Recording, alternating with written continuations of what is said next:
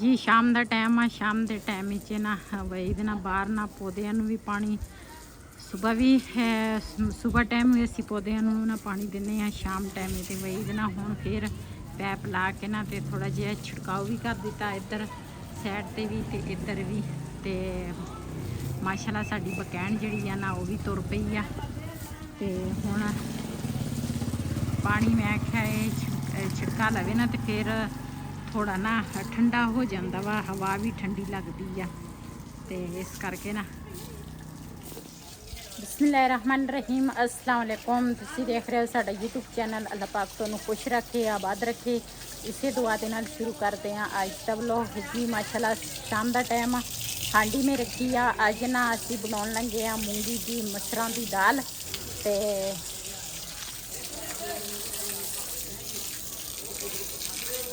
ठंडा हो आज मेरे पसंद की हांडी बन रही है। हाँ जी, घर दाल पई सी, मैं आख्या चल दाल जिहड़ी है ना यही बना लेने आ। ते वहीद बड़े शौक नाल खांदा वा, असी भी खा लेने आ। ये नहीं भी नहीं खांदे, लेकिन ना वहीद बड़े शौक नाल खांदा। एक बंदे दी ना एक सब्जियां दे विच हर चीज़ च एक चीज़ शौक दी हुंदी आ।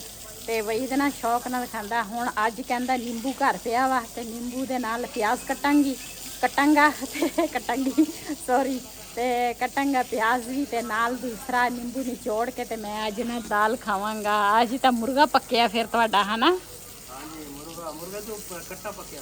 अच्छा कट्टा पक्या सही है जी। सारा दिन ना सोफियां दे उपर ना बैठे सीगे ते कपड़े जड़े आ ना उल्ट पुलट होए आ। ये सही करांगी हुण। ते साडे ना दूसरा मेहमान भी आए सीगे, वो भी हुणे गए आ। ते बस कुछ परेशानी सीगी काफ़ी सारी। दिल नूं सुकून नहीं सी बिल्कुल ही, व्लॉग वास्ते दिल नहीं सी करदा। लेकिन फिर व्लॉग ना बनाइए तो ही रोज़ी रोटी है, तो फिर बंदा खाएगा कित्थों। तो बस मैं आखा एक छोटा जिहा व्लॉग तुहाडे नाल शेयर करा अपना। तो बस अज बिल्कुल ही एक तो मेरे 3-4 दिन हो गए मेरी सेहत नहीं ठीक बिल्कुल। तो बस कुछ परेशानियाँ माँ वास्ते सारियां परेशानियां कट्ठियां हो जांदियां। ते बस की दसां। ते इंशाल्लाह इधर ना हांडी जिहड़ी आ ना वो देखदी आ। मूंगी दी दाल जिहड़ी आ ना वो मैं रखी आ, तुहाडे नाल शेयर नहीं कर सकी। बाकी सारियां चीज़ां ना मैं पा लईआं। ते हुण ना इनू वैसे तो मैं ना तुड़का लाया वा, ते हुण ना लावांगी तुड़का दूसरा लसन ते अदरक दा। ते इधर ना कालियां मिर्चां दे विच मैं अज बनाई दाल। कालियां मिर्चां च दाल जिहड़ी मूंगी मसरां दी आ ना बड़े मज़े दी बनदी आ। ते थोड़ा पानी जिहड़ा वा ना खुश्क हो जाए जी। सीढ़ियां ना चढ़दियां उपर जावांगी। उपर ना मंजे जिहड़े आ ना वो मैं ना शज़ेब नूं कहा सी, मैं कहा मंजे ना बाहर कढ़ दी। ते आ ना बारिश का पानी जिहड़ा सी ना अंदर नूं आउंदा सी। ते कपड़ा मैं रखिया सी उदों दा। ते हुण ना चुक के ये रख दी उधर बाहर जी। उपर तो माशाल्लाह बड़ी हवा चल रही आ। ते ना इत्थे रखांगे जी। अंडा टुटा वा, पता नहीं किहड़ी चीज़ दा वा। ते मैनूं तां लगदा वा कोई चिड़ी दा वा या घुग्गी दा तां नहीं। घुग्गी दा अंडा ना इस तो मोटा हुंदा है, चिड़ी दा वा जी। अज ना सुबह दी ना उपर नहीं आई। एक मेरी सेहत नहीं सी ठीक, ते एक परेशानी सी। इहदे वजह तो ना बिल्कुल ही दिल ही नहीं सी करदा। ते शज़ेब नूं मैं कहा मंजे बाहर कड्डी। ते शज़ेब ने ना मंजे जिहड़े आ ना बाहर कढ़ लए आ। पक्खा जिहड़ा वा वो भी कढ़ लिया।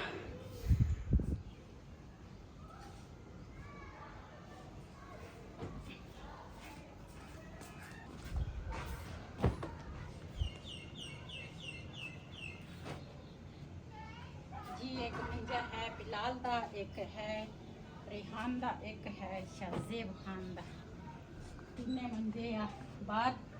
ते ये ना रख दियां अपने अपने बिस्तरे।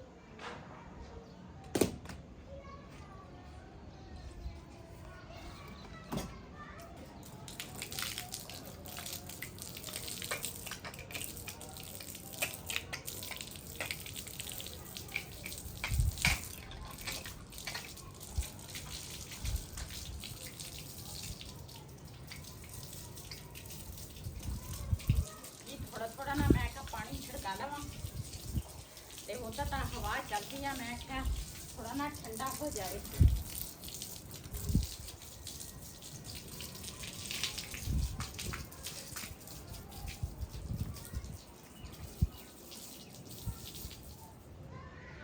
ਜੀ ਇਹ ਨਾ ਬੋਤਲਾਂ ਜਿਹੜੀਆਂ ਨਾ ਨੀਚੇ ਲੈ ਕੇ ਜਾਵਾਂਗੀ ਤੇ ਦੂਸਰਾ ਇਹਨਾਂ ਨੂੰ ਭਰ ਭੁਰ ਕੇ ਨਾ ਤੇ ਫਿਰ ਪੱਖੇ ਦਾ ਸੋਚ ਲੈ।